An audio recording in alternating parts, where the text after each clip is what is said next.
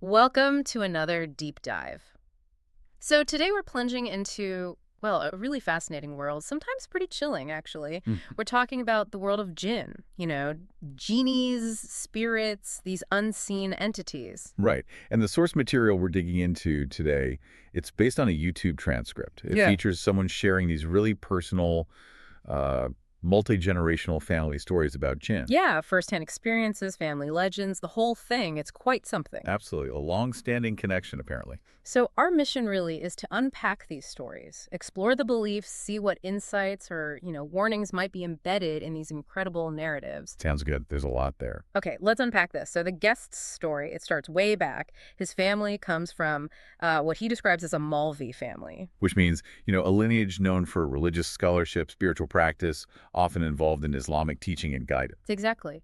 And for 7, maybe even 8 generations, his ancestors were known for their ability to, well, the term used is tame jinn. Right. And the big family story, the one that always gets told, involves his great-great-great-grandfather, someone who apparently had Jinn under his direct command. Okay, so picture this. It's Eid prayer. Huge mosque in India, packed with people. Big religious holiday, yeah. And this ancestor, he's giving the sermon, asks for some water. But the jinn, who are supposed to be at the gate, they're a bit slow. Delayed. And then, get this, suddenly this incredibly long arm stretches out right from the gate all the way to the pulpit, holding the water. Wow. Just peached. Yeah. Yeah. And as you can imagine, most people in the congregation just panicked. They fled, total terror. I bet. So what did the ancestor do? He must have been annoyed. Oh, definitely. He wasn't happy about the delay or maybe the public spectacle, so he came up with this really unique punishment. Okay. He commanded the jinn to shrink down, like tiny, into an ant. An ant? Seriously? Yeah, and then enter this clay pot, a matka. He sealed it, used specific recitations apparently, and then hung the pot right there in the mosque. Just hung it up. Wow. And the legend, the family story, is that this pot used to shake every Thursday, apparently. Used to. Right. But the guest mentioned he heard recently it stopped shaking, which leads to all the speculation like, have the 400 or 500 years of a jinn's lifespan passed? Or are their lives just countless? Maybe it just left. Interesting. But there's more to that story, isn't there? Mm-hmm. The prophecy. Ah, yes. The really chilling part. As it was being trapped, the jinn supposedly said, I won't harm anyone in your next 7 generations, but the 7th generation. Okay. That's where I start my revenge. Oof, heavy stuff. And guess what? Our guest believes he is that 7th generation. Right, which explains all those near misses he talks about. Exactly. He lists these incredible close calls, like as a baby falling downstairs in a walker. But the walker somehow just hopped down each step, didn't flip over, he was totally fine. Okay, that's weird. Or getting trapped in a car trunk when he was really little, like 2 or 3 hours. He only survived because there were speaker holes letting air in. They searched everywhere for him. Wow. Terrifying for his parents, I imagine. Totally. And another one, riding a bike, like super fast, and missing exposed iron rods sticking out of the pavement by a hair's breadth. Milliseconds, he said. Good grief. And almost falling off a roof because he got dizzy, but a friend grabbed him just in time, even nearly falling into a boiling hot fryer at a food cart. A fryer. How? Low blood pressure or sugar, he felt faint, started to tip, and the cart owner yanked him back. Just miracle after miracle, it seemed. So how does he interpret all that, given the prophecy? Well, he sees it maybe 2 ways. Either it's, straightforward divine protection, God watching over him. Makes sense. Or maybe it's the jinn fulfilling its initial promise, protecting the family for those 7 generations before the revenge starts, which would mean the next generation is in trouble. Right. That really highlights how deeply this belief runs. This idea of an ancient pact playing out across centuries, impacting fate, protection, maybe even free will. It's all woven together for them. Definitely. Okay, so shifting gears a bit, another big theme with jinn beliefs is wealth. The idea that they can bring immense riches. Ah, yes, the pursuit of wealth. Yeah. Our guest mentioned his friend's grandmother. Right. This grandmother who apparently controlled jinn, and her purse, he said, was just never empty, literally always had money in it. That's quite a claim. And wasn't there a story about a jinn wedding? Oh, yeah, this one's wild. The family starts hearing drums beating on the roof, but only the people inside the house could hear it. Only inside. Strange. Yeah. The grandmother tells everyone, stay out of my room, don't go near the roof. She locks herself in her room. At one point, a cousin tries to sneak upstairs anyway. Uh-oh. and a voice from inside the grandmother's locked room tells him to stop, just stops him cold. Whoa. Eventually, the drumming stops. The grandmother comes out, and her eyes are apparently bright red. Red eyes. Yeah. So what was the explanation? The family believed it was good jinn, not necessarily friendly, but, jinn they coexisted with. And they were having a wedding and came to sort of announce it, but only on their terms. Strict boundaries needed. Fascinating glimpse into that dynamic. Maintaining control seems key. Seems like it. And this same grandmother, her niece lived with them.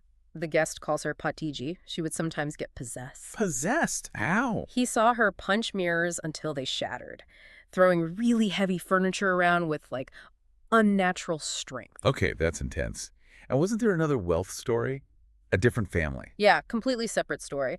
This family was incredibly poor, destitute, no proper home, just an old curtain for a door, really bad situation. Actually, very bad situations. And then, within maybe 3 or 4 years, boom, they're incredibly wealthy, multiple luxury cars, huge bungalow, in a really posh part of Karachi. That fast? How? Well, the rumor was they did some kind of ritual, something involving maybe blowing on an empty pillowcase, and then money would just appear. They could pull money out of it. The pillowcase ritual. That connects to the idea of muwakkalat, right? Explain that. Muwakkalat are essentially jinn servants.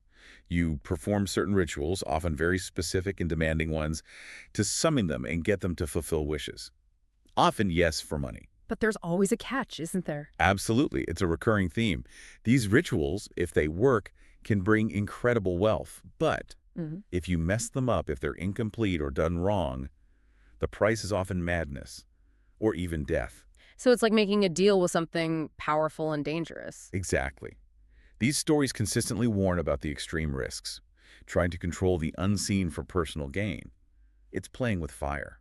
Which leads us neatly into the general dangers of jinn encounters, even unintentional ones. Right. The guest shared some pretty scary accounts there, too. Like his friend who tried to control a hamzad. What's a hamzad exactly? It's often described as a kind of spiritual double, or a specific type of jinn that mirrors a person.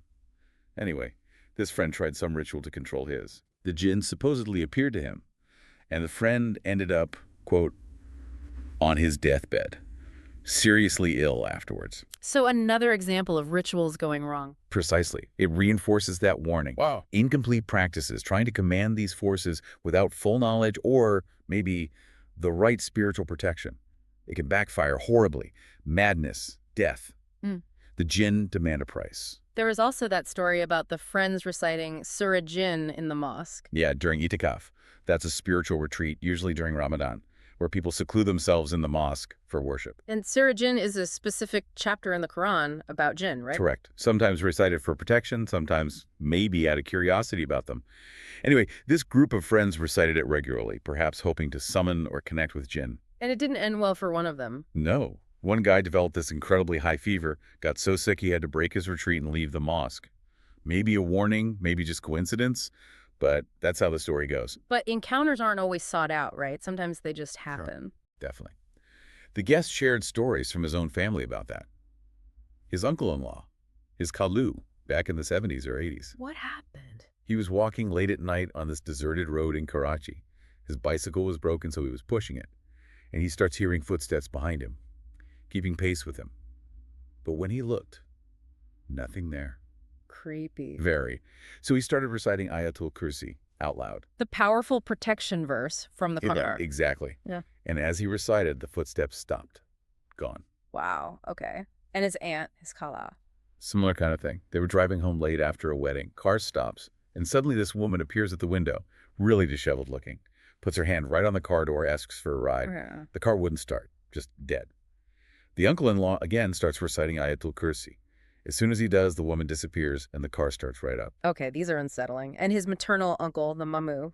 That one sounds terrifying. Yeah. He was riding his motorbike at night on a specific stretch of road in Karachi Teen Hadi to Jail Road. And this kid, a small child, starts running alongside his bike, like keeping pace with the motorbike, demanding money. A kid keeping pace with a motorbike. Yeah. And then suddenly, the kid transforms, just morphs into a huge, towering man. What? My uncle just hit the gas, fled in absolute terror. He talked about just feeling completely helpless. I can only imagine that stretch of road, Teen Hadi to Jail Road. Does it have a reputation? Apparently, yes. Yeah. The guest mentioned local legends about it being haunted, even stories of a headless man seen walking there carrying his own head. Okay, wow. That adds another layer. Just generations of spooky stories tied to these places. Exactly. It really shows how these beliefs become part of the local landscape, part of everyday life and fear. So let's dig into the more direct cases, the possession stories. The guest's friend had a younger brother, Right, only 8 or 9 years old. And the family believed he was afflicted by an Ashiq jinn. which means a lover Jinn. Yeah, it usually implies a female jinn that becomes possessive or obsessive over a human male, often a child or young man. And how did it manifest? What was the boy doing? Really disturbing stuff. He'd talk to things no one else could see. He'd take sweets up to his room and come back saying they ate them. They, meaning the jinn. Presumably. And he even told his family the Jinn said it would take him one day. Chilling. What did the family do? They went to a Mulvi, a spiritual healer. He gave them an amulet to tease for the boy to wear constantly. Never take it off. Okay. Did it work? Well, the problem was the boy took it off one day to take a bath. And when he went to put it back on, it was gone. Yeah. Vanished. Oh, no. And apparently after that, the Jinn became much more dominant. It affected him for years until they finally managed to get rid of it through some, extensive rituals. So it's a difficult situation for a child and family. Okay, now the other possession story, the friend's sister. Yeah. This one starts innocently enough, right? Yeah, almost mundane. She apparently liked to admire herself in the mirror a lot, especially while bathing. Okay. A bit vain, maybe, but not unusual. Right. But one day, she's bathing, admiring herself, and the power goes out. So she lights a candle so she can keep looking at herself in the mirror, even in the dark. With a candle in the bathroom by the mirror. Okay. And then things started getting weird. She started getting marriage proposals. Lots of them, like 25 or 30 proposals. That sounds good now. You'd think, but every single one fell through. For inexplicable reasons, they'd just get rejected or called off at the last minute, over and over again. 25 times. That's statistically bizarre. Exactly. Years of this. Eventually, her cousin decided to marry her, despite all the weirdness and obstacles. Okay, so she finally got married. Yes, and they go on their honeymoon to Medina, of all places, holy city. Right. And one day, she's feeding her husband, just putting a spoonful of food towards his mouth. And the spoon moves away by itself, just veers off course. Whoa. Okay, that's undeniable. Totally. So they seek out an Amil, another spiritual healer, and he reveals what happened, or what the Jinn said happened. What was the explanation? The Jinn apparently told the Amil that the combination, fire from the candle and the mirror in the bathroom, while she was admiring her own nakedness, that specific mix gave the Jinn immense power, enough power to possess her, fire and mirror, because Jinn are made of fire. That's the belief, yes. Jinn are said to be created from smokeless fire. So the candle flame reflected in the mirror, in that private space, Yes. while she was focused on her reflection, it created some kind of gateway or power source. So the warning from that story is pretty specific. Very specific. Avoid fire, like candles, near mirrors when you're bathing or undressed. Because, according to this belief, it gives Jinn an opportunity to emerge or possess. It's a fascinating and quite unnerving piece of Jinn lore. Definitely unnerving. Okay, one last anecdote, and this one is, well, it's unique, and it also involves a bathroom. Ah, the bathroom theme again. What happened this time? So this was in a newly built house. One of the labor workers needed to use the toilet. He goes into this bathroom that hadn't really been used yet. Now, this worker, he wasn't familiar with modern commodes, the Western-style toilets. So instead of using the bowl, he just went directly into the floor drain. Defecated in the drain. Apparently so.